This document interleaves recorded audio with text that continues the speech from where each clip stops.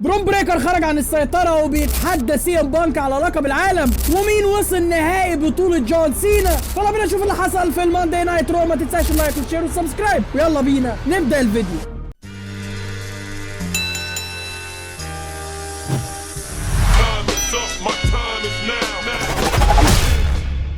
تريبل اتش قاعد يزيط النهارده وقاعد يقول لك عرض الرو النهارده ملحمي، وعرض الرو مش هتشوفوه بقالكم كتير. فبصراحه انا متحمس قوي قوي قوي، ولكن للاسف البدايه كانت سيدات يا عم تريبل اتش. فخلونا نبدا بخلف الكواليس على طول.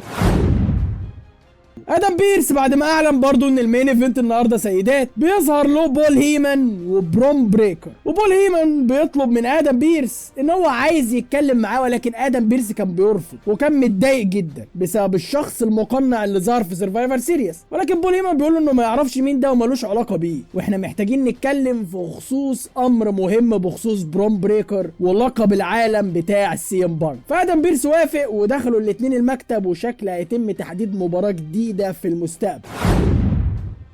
المهم نبدأ بأول مباريات العرض على طول. الدور قبل النهائي وهيلاعب الميجا ستار LA نايت. احنا مش كل مره هنقعد نقول ان جي اوسو طلب يعيد الاغنيه والكلام ده، ولكن عادي، ده الطبيعي بتاعه. وبعد ما دخل الميجا ستار LA نايت وسط تحيه كبيره من الجماهير ودعم كبير قوي LA نايت ضد جي اوسو النهارده عشان ياخد حقه وياخد القدر اللي هو يستحقه داخل الاتحاد، المباراه ابتدت. وبصراحه المباراه كانت غريبه شويه. المباراه ما بين اليا والييت، فبصراحه كانت واخده طابع حلو، كان في تناغم في المباراه. جي اوسو النهارده قدر يقدم مباراه كويسه بغض النظر عن شويه اخطاء كده هيتم ذكرها. LA نايت كمان عمل ماتش كويس، ولكن للاسف انا عايز اصدمكم بحاجه كبيره قوي. الماتش كان فيه بوتشات كتير قوي. ممكن تلاقي بوتش من LA نايت، سبير غبيه جدا من جي اوسو. دي مش سبير والنبي يا جدعان، ده بيخبط في المصارع وبيقول انها سبير. كفايه تلوث. والمهم بعد اوسو سبلاش LA نايت يفكها. المهم ان انا كنت عايز اشوف الBFT في المباراه دي بس ما شفتهاش تقريبا، او انا ما كنتش مركز في المباراه لان انا ما بحبش جي اوسو تقريبا. الماتش فضل ماشي كويس لحد اخر دقيقه. جي اوسو عمل السبير الغبيه بتاعته، جي اوسو نفذ الاوسو سبلاش، جي اوسو ثبت 1-2، ولكن LA نايت بيعكسها بتثبيت سريع 1-2-3، LA نايت اخيرا الى الفاينل لبطوله جون سينا. بصراحه انا كنت متوقع جي اوسو اللي يفوز بالمباراه دي بالثلث،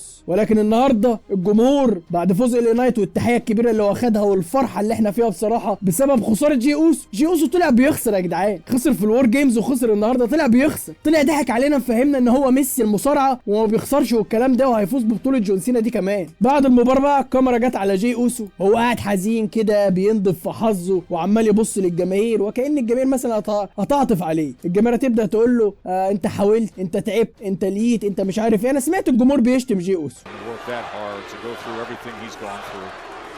خرج يتمشى بره الحلبه شويه متضايق مش عارف يبص للجماهير في وشهم، فجاه ماسك مشروب برايم رميه على الارض. ماشي، دي حته حلو كده كده. لوجان بول يعني هو اللي بيدفع ثمن الكلام ده، احنا مالناش دعوه. انت عايز ايه بقى؟ في ايه مالك متعصب قوي ليه كده عمال تكسر في السلالم؟ هتتحول هيل يا بطه؟ متضايق انك خسرت؟ اتعودت على الفوز طبعا كل ماتش. طبعا مش من حقك انك تخسر النهارده، انت لازم تكسب. وايه رايك تكسب وتلعب جون سينا في الفاينل كمان؟ استاذ جي اوسو انت خدت دفعات كتيره جدا، لو الدفعه الهيل دي WWE قدمتها لك هتبقى WWE قدمت لك حاجه حلوه اخيرا في مسيرتك. انت محتاج تتحول هيل، محتاج تثبت نفسك، تثبت امكانياتك على المايك، تغير من ادائك، تغير من ستايل لعبك، تغير من دخلتك، تغير من كل حاجه علشان تبقى مصارع. انت محتاج مصارع تاني علشان تعرف تبقى مصارع. انما اللي انت بتقدمه ده شغل اطفال وبيبيز كيدز، اخرهم يروحوا KG1 KG2 او بالمعنى البلدي يروحوا الحضانه من الاخر. مبسوط جدا لفوز LA نايت، فرحان جدا في هزيمه النكره جي اوسو. انا اسعد واحد في الدنيا دلوقتي، انا مبسوط والله. تقييم المباراه بصراحه عجبتني رغم ان فيها بوتشات، بس بصراحه هي كانت لازم تطلع بوتشات. جي اوسو كينج البوتشات، ما ينفعش يطلعك من غير بوتش. تقييمي ليها 4 من 5 ونص، كمان تبقى 4.5 من 5 عشان هزيمه جي اوسو.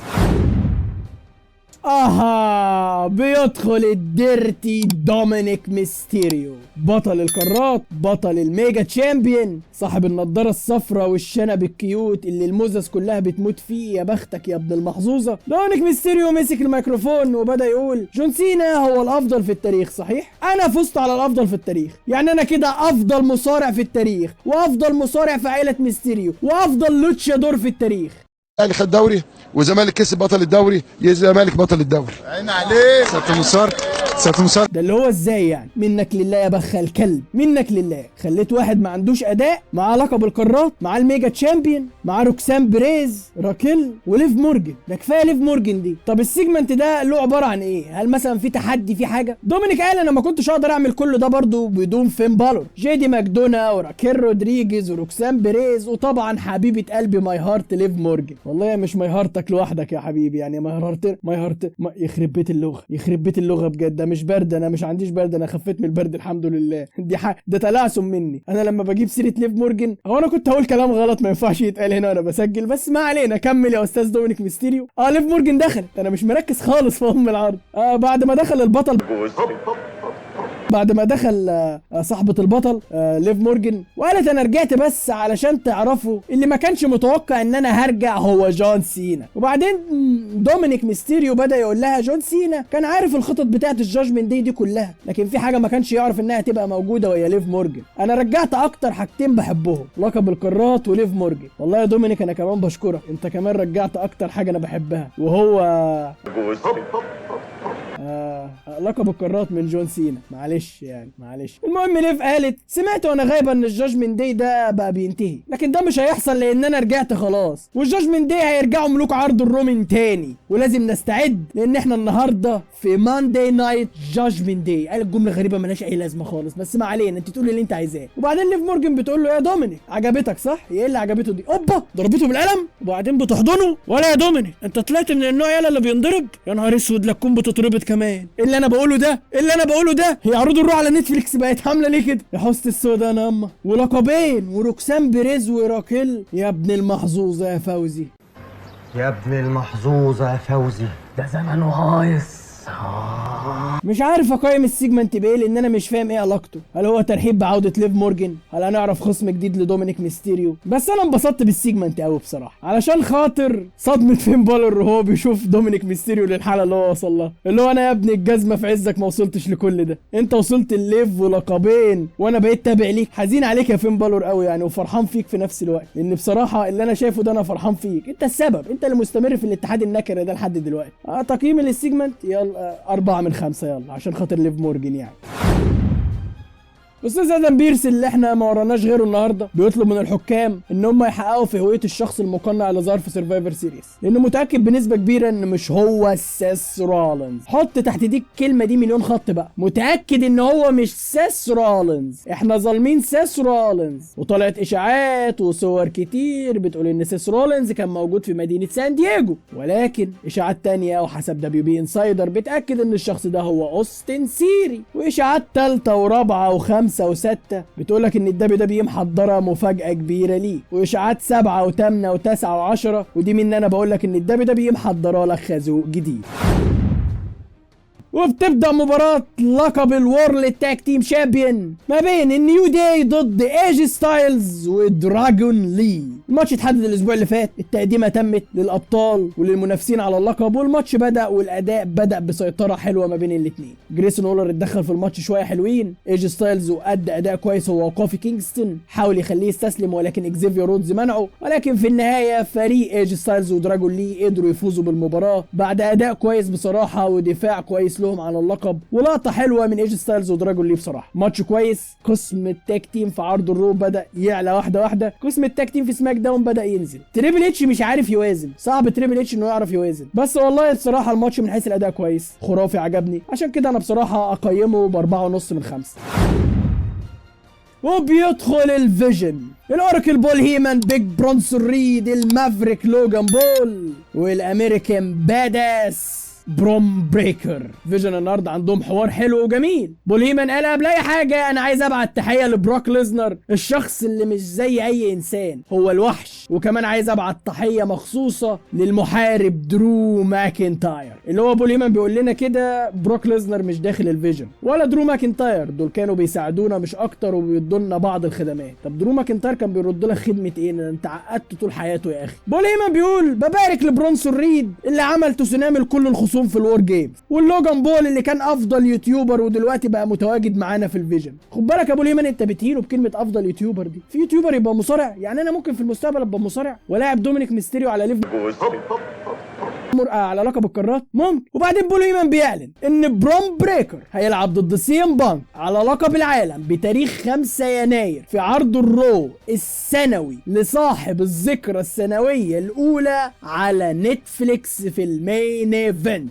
ولعت والله العظيم ولعت. برون بريكر الوجه الجديد للشركه ضد اسطوره الشركه الافضل في العالم سي ام بانك في الذكرى السنويه للرو على نتفليكس. طب ما تسمعنا يا بريكر كده كلمتين. وبرون بريكر بيقول انا منزعج وخاب املي بسبب سهوله تثبيت سي ام بانك للاسف. انا خاب املي بعد ما شفت كل الجمهور كان بيتكلم عن الشخص القوي ان هو سي ام بانك، ولكن ظهر في الاخر ان هو الشخص عجوز. قال كلمه صح، سي ام بانك عجوز فعلا. برون بريكر انت عارف يا بانك انك لازم تحس بالاحباط قوي لان زوجتك نجم اعظم مما انت عليه دلوقتي. طب بتعايروا علشان اي جي لي فازت بالور جيمز وهو لا يعني ولا ايه؟ وانا عايز اقول لك ان في يوم 5 يناير هتبقى في حاجه مميزه جدا بالنسبه لي علشانك انت يا بانك. يوم السبت حاول انه يكسر رقبته وينهي مسيرتي على اللقطه اللي حصلت له في الور جيمز، ولكن دلوقتي انا هاخد منك كل حاجه. طبعا يوسف دلوقتي يجي لي على الواتس يقول لي اهو برون بريكر ما اتصابش اهو، طلعت بتقول اي كلام اهو. ماشي يا يوسف، قول يا يوسف اللي انت عايزه يا يوسف، انا ساكت هفضل ساكت لحد ما اجي لكم قريب يعني. برون بريكر في الراس المنيا 41 قلت لي ان انا قدمت اداء قوي، ولكن قلت لي انك محتاج تشوفني ان اقدر اقدم فقرات ولا لا. اهو دي فقره انت بتشوفها من بيتك، وفي 5 يناير انا هبقى الافضل في العالم كمان. اللي هو برون بريكر انا خرجت عن السيطره، انا قدرت اثبتك في الور جيمز. انا بقدم فقره حاليا، انا دلوقتي مصارع متكامل، مايك واداء وشخصيه وكاريزما، وعندي كل حاجه اقدر انافس بيها على لقب العالم. انت ممكن تكون مؤدي عظيم فعلا على المايك، كنت مؤدي عظيم على الحلبه، وحاليا انت شخص عجوز ولازم تدي الفرصه للشباب. ده تحليل الشخصي لكلام برون بريكر اللي هو ده وقت الشباب. ولكن عرض الرو في الذكرى السنويه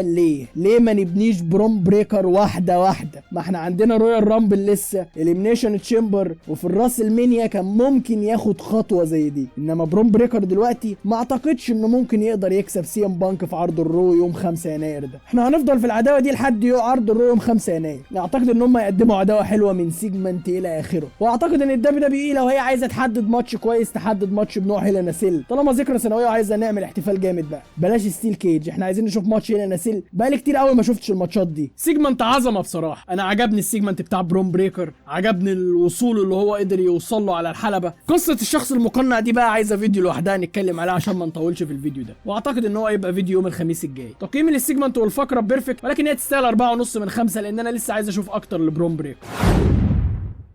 ايه ده يا جي اوسو مال يا حبيبي على الزعل؟ كل ده عشان خسرت ماتش. يا مصطفى انت بتعيط؟ ده انت طلعت طفل عندك احاسيس ومشاعر اهو. خسرت ماتش؟ يا نهار ابيض، ده فين بالون خسر الماتشات الفرديه له كلها في 2025 وبيضحك عادي. انت عشان خسرت ماتش يحصل لك ده؟ كان ماشي هو حزين كده خلف الكواليس، والمذيعه بتحاول تكلمه وهو مش راضي، وجي اوسو بيقول لها عمال يقول لها انا بقيتش مهتم بالفيجن وانا مهتم ببرون بريكر انه اخد فرصه على لقب العالم، لان انا السبب في ده كله بسبب فشلي انا السبب. فاكره لما رومان رينز قال ان اللقب هيبقى على كتفه احلى؟ ليه ما قالش اللقب هيبقى احلى على كتف جي؟ يا ابن الكلب يا ابن الكلب، انت ده اللي مضايقك؟ انت ده اللي مضايقك؟ لقب عالمي اللي انت بتفكر فيه دلوقتي؟ ما هو انت السبب يا روما، انت اللي رجعت له وقلت له انت الزعيم القادم، خلاص شاف نفسه عالي. طب ايه هتندف في رومان رينز؟ هتتحول هيل؟ انا ما بقتش فاهمك والله والله ما بقيت فاهمك، وحياة سنانك الدهب ده انا ما فاهمك، ولا ببقك الغريب ده ودقنك الغريب وستايلك الغريب. ولكن كل اللي انا ادركته دلوقتي انك لو اتحولت هيل هتبقى كويس. والله هحاول ادعمك، هحاول اديك فرصه لو اتحولت هيل. مالكش دعوه برومان رينز والكلام ان هيبقى لقب، معروفه اي لقب عالم هيبقى احلى على كتف رومان رينز، معروف. انت متضايق ليه؟ دي حقيقه معروف، زي 1 زائد 1 بيساوي 2، اللقب على رومان بيساوي عظمه، معروفه. الله ده انت مش زيهم. شوف ازاي انت كمان بتحصل لي. اللهم صل على النبي.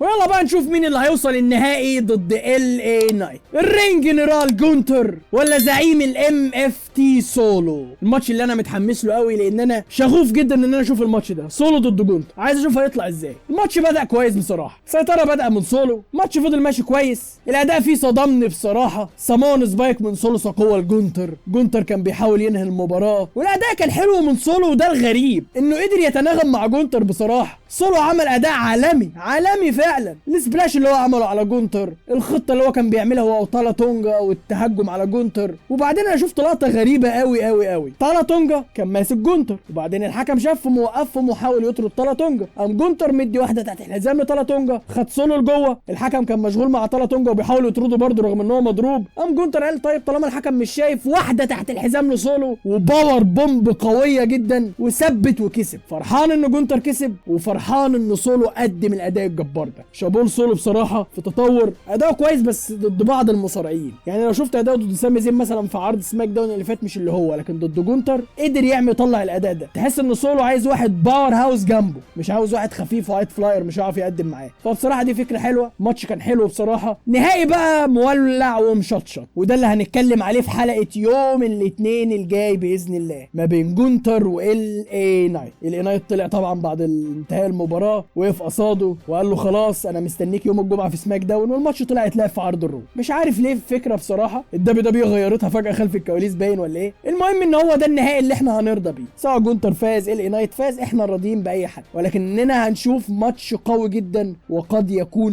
مين ايفنت عرض الرو الجاي. تقييم المباراه جونتر وسولو تستاهل 4.5 من 5، ونشوف اللي بعده.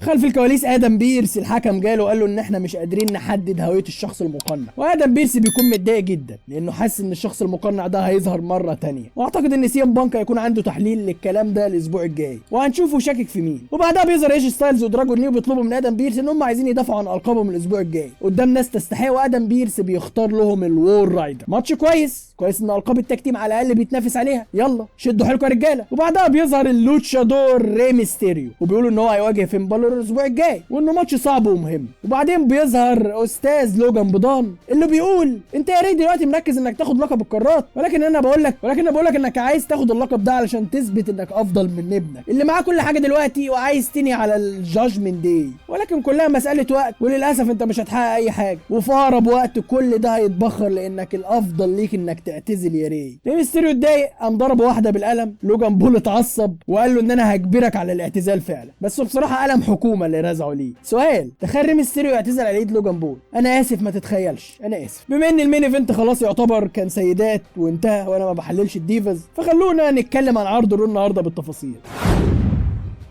عرض الرو النهارده تريبل اتش قال انه هيبقى عرض ملحمي بكل ما تحمله الكلمه، ولكن كان يقصد للديفاز مش لينا. اللي بيتفرج على الديفاز هيفهم كلامي كويس. عرض الرو النهارده افضل حاجه حصلت فيه فوز ال نايت، فوز جونتر، اداء سولو اللي قدمه كويس، والاهم عندي في ده كله البرومو والسيجمنت بتاع بروم بريك. تقييم النهارده لعرض الرو بصراحه يستاهل 7 من 10. وبس كده على شباب الدنيا، ده كان فيديو النهارده. ما تنساش تتابعنا على صفحه الفيسبوك وتتابعنا على حسابات الشخصيه الفيسبوك والتيك توك والانستجرام. كان معاكم مصطفى محمد، واحلى سلام.